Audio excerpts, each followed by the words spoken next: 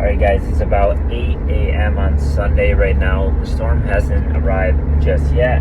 We are in condition of readiness 2, so that means shelters are open. People are instructed to get to their shelter place pretty soon and finish every last minute preparation they can do, because most of the places are closed now. There's a few places open until the afternoon, but once afternoon finishes and we go into the evening, everything's going to be closed. All the shutters are closed there. Island Girl is closed. Payless Supermarket's closed. There's a few places open here and there. The water store is open, still providing water. Right now, the outer bands of the storm are touching us, but it's not really doing much yet. As you can see, this is how the road is looking right now. It's a little bit quiet. There's cars out, probably doing some stuff, helping people, helping their friends, their family, going to get last minute stuff, maybe gas, water. There's a few places open, as I said. But I'm gonna go get my favorite drink one more time before these next 2 days. So why not?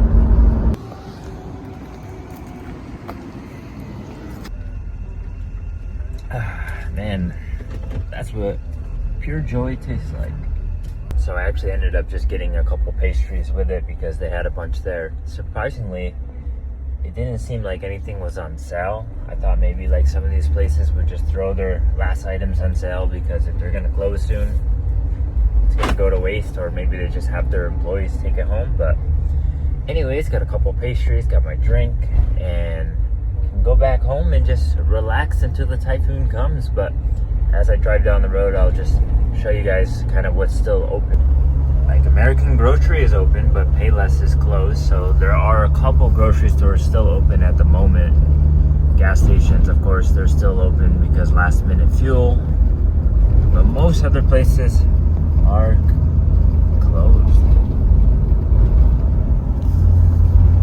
You'll even see here on the right is Guam Home Center, and they're actually still open, so providing people last minute supplies as well, which is nice. I don't know what people are really getting. Maybe buying some sort of lights or something, but a lot of the things have sold out already.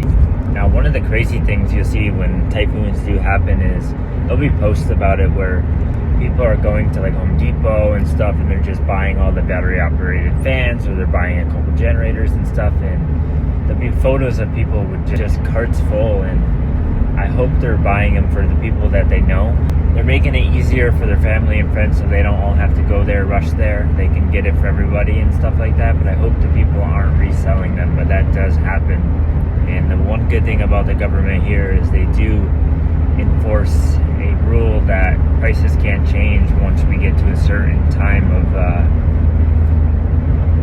typhoon readiness, which is good, but sometimes in the past, there has been price gouging.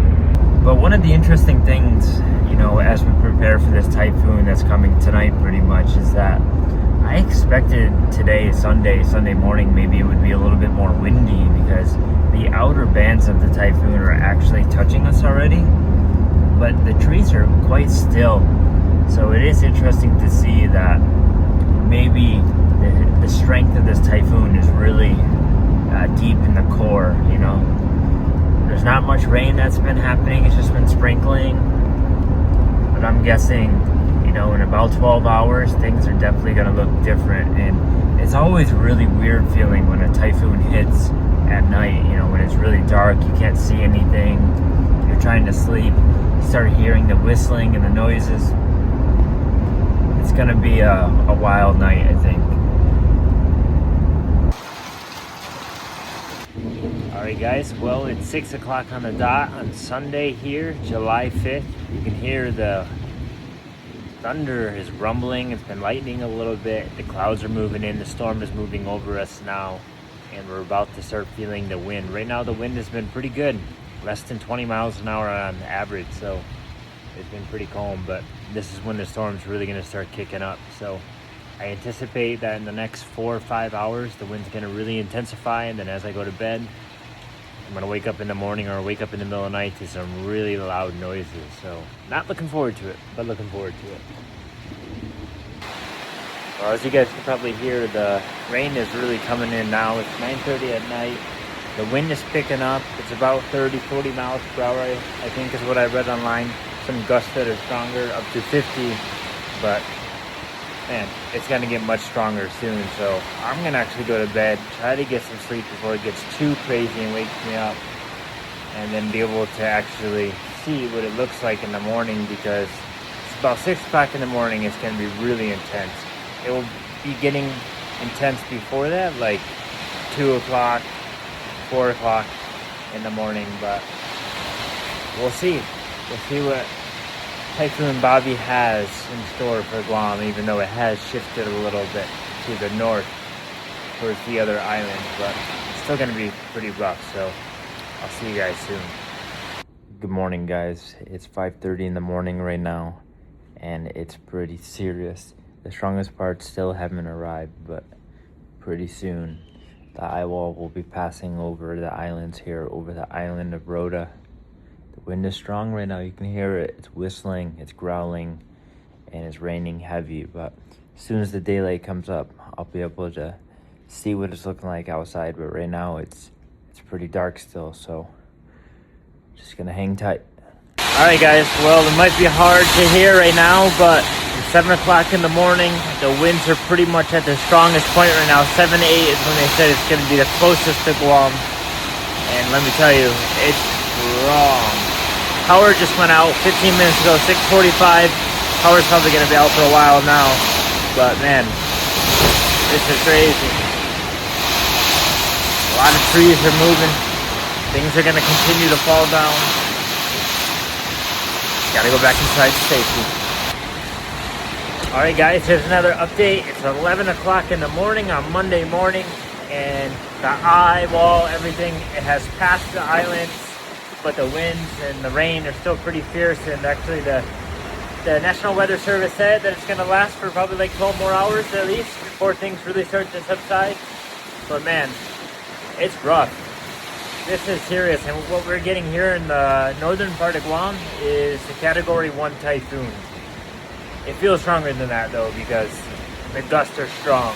They said that at Guam Airport they measured some gusts like upwards of 100, I think. Same thing with Anderson. And then on Saipan and Tinian and Rota, of course, there's much higher than that, as they were closer to the eye wall than we are here in Guam. But there's gonna be a lot of damage, I think, at least in the northern half of Guam. You can see the debris right on the shutters here against the wall under the patio. It uplifted one of the trees in the yard. The avocado tree is totally flattened onto the ground. Some serious power from this super typhoon. I only wonder what it looks like around the island.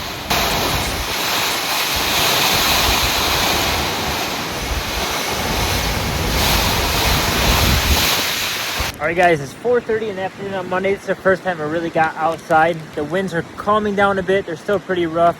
They said 40 to 60 mile an hour sustained winds.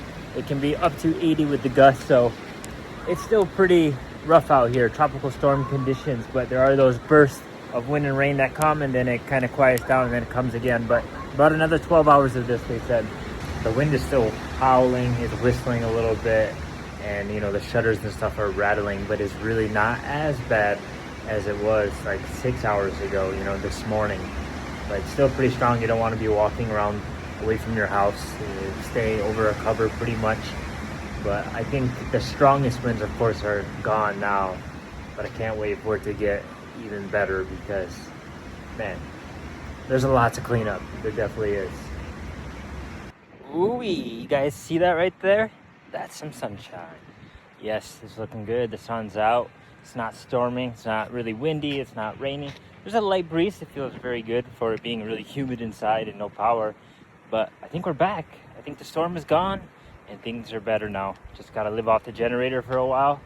As you can see, the brush around me, it's pretty mowed over from the wind and rain. But it's 10:30 in the morning here on Tuesday morning. But I think I'm going to have to go to work pretty soon to do some cleanup tasks and whatnot. But as you can see, like, some things are in the road. I heard parts of the island's a little different, but yeah. I'm glad that things are back to normal. So I'll catch in with you guys soon later, showing you how the roads look when I'm heading to work. It is now 12 o'clock on the dot, and as you can see, the skies are looking pretty gray, pretty gloomy, like it's going to rain. I'm headed south here. Gotta go to work. I called in to help out, get the cleanup process going, and as you can see, there's a lot of wind damage. Trees are blown around, some trees uprooted, a lot of limbs that fell down everywhere. You will see here, people are out and about, going somewhere, getting probably food, going to places to get AC, getting gas. As you'll see, the street lights, they're not working because a lot of power is knocked out everywhere. Some people do have power that I keep reading. Some people don't have water, but you know, a lot of people do have water. It is good that, you know, places are opening, restaurants, cafes, so people can kind of get out of the house and go get something, go enjoy something, rather than just sitting inside and, you know, sticking with that muggy weather, you know. But as I'm looking, just heading south here, there is damage. It's not a whole lot, to be honest. Maybe that is because of how the eye was way closer to Rota and Tinian and Saipan. But yeah, I think maybe the recovery process is actually going to be quicker than the last storm. I'm hoping. I feel like it could be. Last storm, a lot of people were without power for just a few weeks. The last storm was Sinlaku, but I don't know. I think maybe they could get power back up and going in just a week or so. I'm going to be optimistic, but who knows, you know?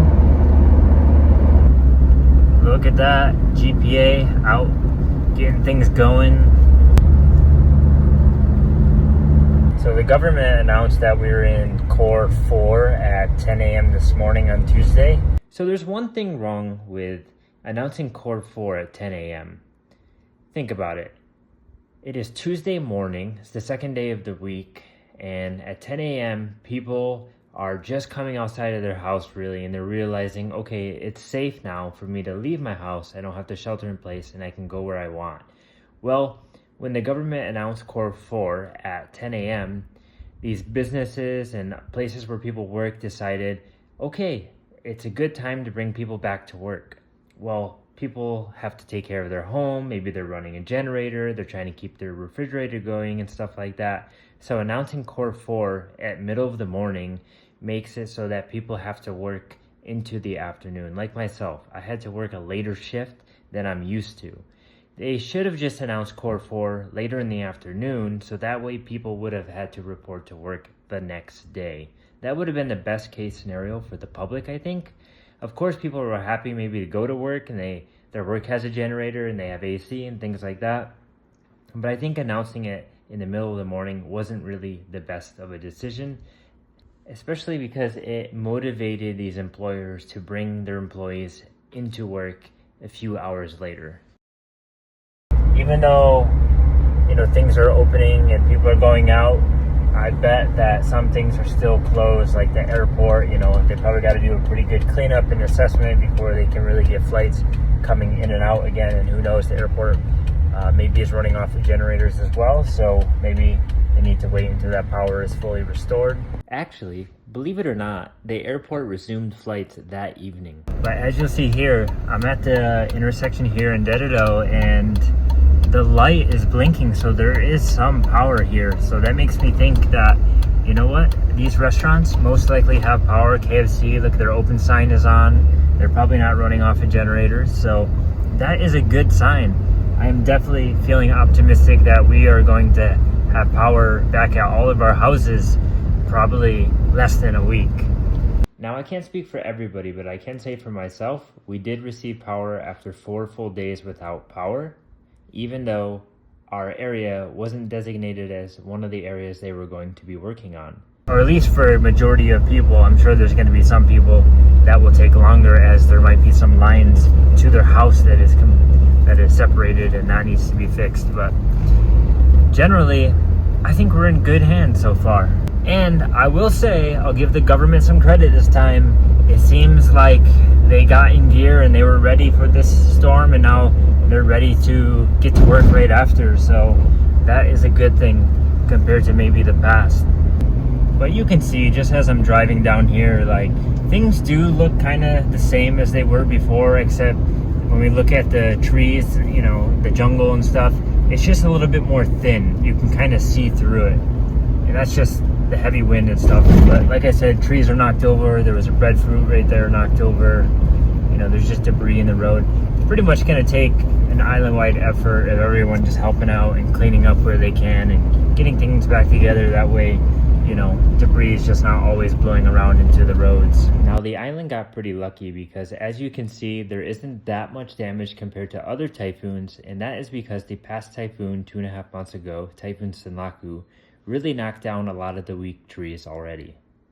Now, it's going to be interesting to see the information that comes out afterwards of how this storm compared to the previous storms, such as Sinlaku, the last super typhoon, and then Mawar, the last typhoon like 3 years ago.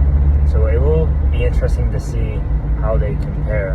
And by the time I edit this video and get it out, I'm sure all that information is transparent and available.